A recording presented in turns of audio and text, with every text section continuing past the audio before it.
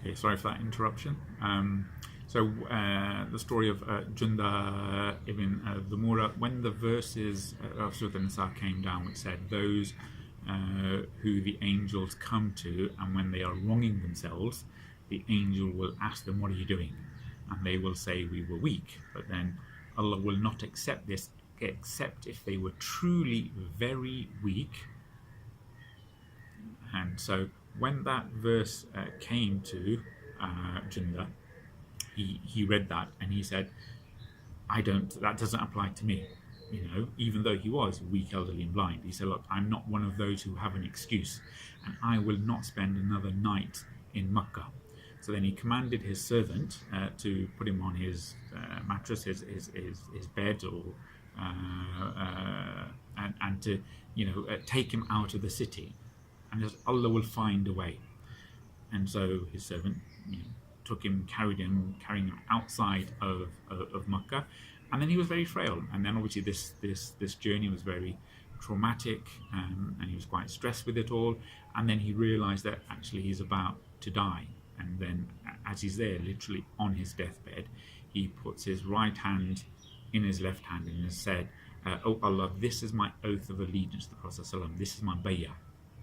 Okay, and then he died, in a place near Fatnim, which is near where nowadays next to sort of Masjid Aisha.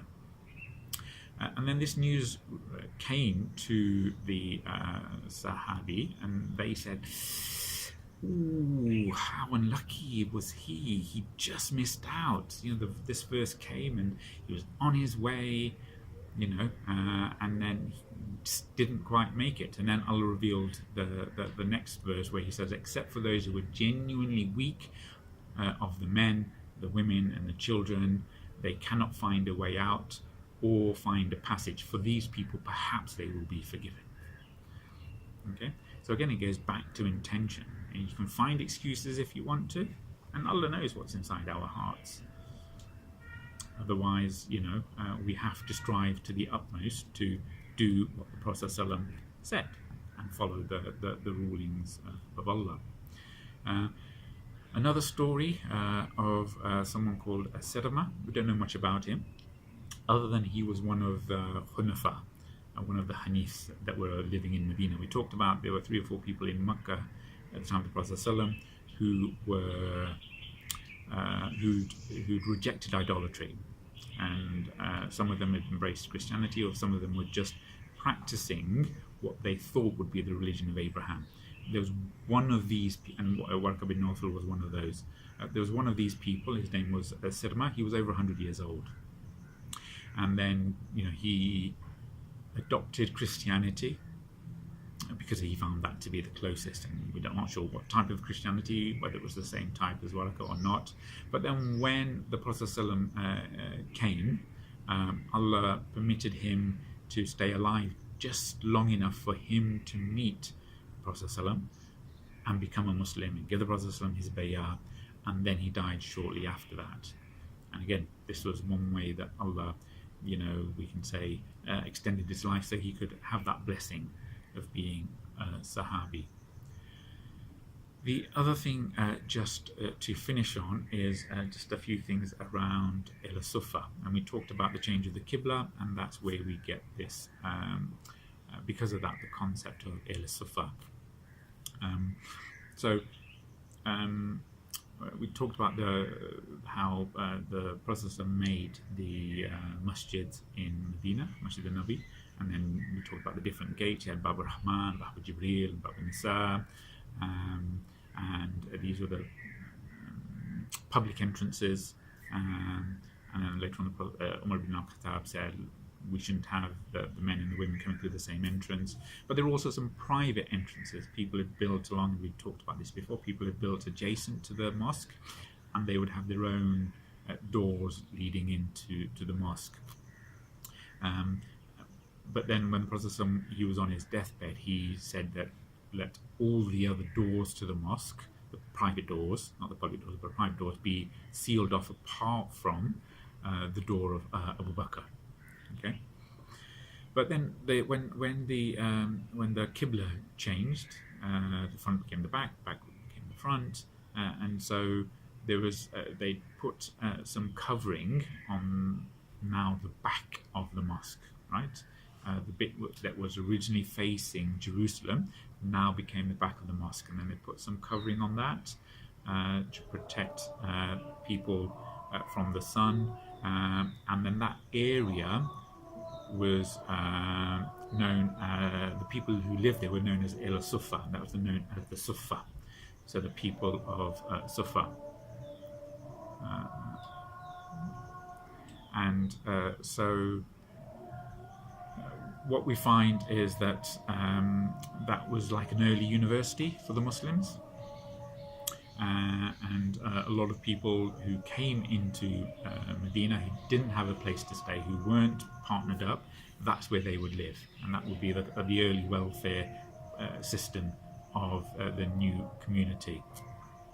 And even when the mosque was expanded, these areas were kept. So when the Prophet ﷺ died, he put a cover before he died at the back.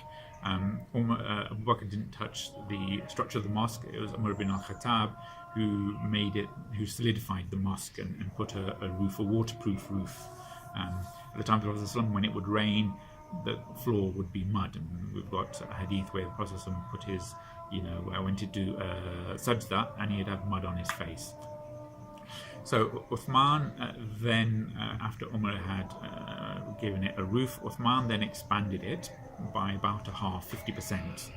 Okay, and it was later on one of the other Umayyad Khalifs, Al-Walid ibn Abdul Malik, who actually basically destroyed most of that mosque that had been expanded by Uthman, and then he put in some rows at the front of the mosque. So in front of the mimbar, between the mimbar and the Qibla, he added another 10-15 rows, and then he expanded the mosque in all directions, and then he demolished all the houses that were attached to the mosque, and he incorporated the house of Aisha inside the mosque, and that's obviously the grave of the Prophet ﷺ. Obviously originally it was outside the mosque, but now he'd incorporated it inside the mosque, and there was a lot of people who objected to that at the time, for obvious reasons. You're not supposed to have shrines inside a mosque, graves inside a mosque, but for whatever reason, that's what he did. And people say, look, you're destroying the heritage of the Prophet ﷺ. People need to see what a simple life he led and the Sahabi led, and we're going to lose all of that. And again, there are lessons in that in terms of losing our heritage. But you still have the same sort of, you have a place between the Prophet's house, Aisha's house, and the mimbar being Riyadh al-Jannah, special blessings there, praying in anything that constitutes the mosque, is anything that constitutes the mosque gives you 1,000 extra barakah. So regarding Ahle-Suffa, these were people who'd entered into Medina, didn't have a place to stay, were poor, so they would live at the back, and they would stay at the back, and they would learn at the back. And the Prophet, whenever he would get sadaqah, because he couldn't take sadaqah, he would send it to Ahle-Suffa. And whenever he would receive a gift, which is what he could receive a gift, and that was the test Salman used, he would take some of the gift and give the rest to the people of Suffa. And he would encourage the people to look after the people of Suffa. And he said, whoever has food enough for two, let him invite a third. And whoever has food enough for four, let him take a fifth or a sixth person with him. So encouraging this bond between the people, encouraging them to be generous, encouraging them to sacrifice, and encouraging them to look after the people of Suffa. And again, in the Qur'an, there's lots of verses around looking after the orphans, the poor, the needy, and being generous to guests. Okay, so much so that at one point where Fatima, the most beloved to the Prophet ﷺ, the daughter of the Prophet ﷺ, her husband, Ali ibn Abi Talib, he came to Fatima, and he knew how much hard work she used to do around the house, and he said, the Prophet has just received some slaves. Why don't you go and ask him if we can have one of those to help you around? So she goes to her father and asks for this, and he got a little bit irritated with her. But then he said, look, I'm not going to give to you and leave the people of As-Suffa with hungry stomachs because they don't have any money. I don't have any money to spend on them, so I'm going to sell these slaves and then use that money for the people of As-Suffa. One of the most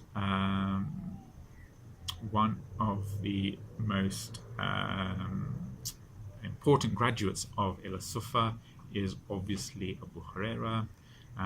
He was actually quite a rich man, but he volunteered to become a person of the Sufa. And he became Muslim quite later on, 7 or 8 Hijri. And then we know him because he's narrated so many hadith with regards to so many of the Prophet's hadith, and people used to complain at the time, he was so late becoming a Muslim. How comes he knows so many hadith? Why not the Mohajir or the Ansar? Why is it all narrated by Abu Huraira? But then he explains that he splits the night into 3: one part for sleeping, one part for praying, and one part to recite the hadith that he's learned during the day whilst he's with the Sahabi, with the Rasul. And then he hears people complaining about him, and he goes, look, people are complaining that I narrate too many hadith, but were it not for the fact, and this is important, were it not for the fact that Allah has criticized those that withhold knowledge, were it not for the fact that Allah criticized those that withhold knowledge, I would not have narrated one hadith. And I will tell you why I know more. As for the Mohajir, they will be busy buying and selling. The Ansar will be busy harvesting in the fields. As for me, I would stick to the Prophet with a hungry stomach, and I would memorize what they could not memorize. So again, the important thing there is that, Allah criticized those who withhold knowledge, and that's part of me continuing with these study circles online. So the Ahle-Suffa are a very important people. They have some important graduates, and we talked about Abu Huraira. There's also the early ranks of Mujahid, scholars, Shaheed. There was Hudayfa bin Yamam, who narrated a lot of the hadith about the end of time, that Dajjal. There's Handala, who was the one who was washed by the angels after the Battle of Uhud. So the Sufa became legendary, and the Ahle-Suffa, and so many of them died during the wars of Ridda against Musaylama al-Kadhab, that Umar then turned to Abu Bakr and said, look, so many of our Qari have died in the wars, you need to compile the Qur'an, because if we don't, we may lose it. And it was because of the station of the Ahle-Suffa that we got the first compilation of the Qur'an. And then another hadith is where Ubadah ibn Samad says that when the Prophet ﷺ, he would get new people, he was too busy to look after them, he would turn them over to us in Ahle-Suffa, and we would teach them Qur'an. And their numbers would vary between 5 or 10 to anywhere up to 70, 80 or even 100. This is how many people used to be there. People used to give them charity and try to look after them as best they can. One final story is, I'm not sure when it happened, but we know when the Prophet ﷺ used to pray, he had his mimbar, and it was a stump of a tree. And the Prophet ﷺ would get on that, and he would give his Jummah khutbah. And so he asked one of the Ansari ladies who had a carpenter, can you ask your carpenter to make me a mimbar and describe what it should be like with the 3 steps, etc. And so the carpenter made the mimbar, and the Prophet ﷺ next week he delivered the khutbah from the mimbar. But then people heard this crying like a baby camel is how it's narrated. And it was actually the wailing or crying of the tree stump.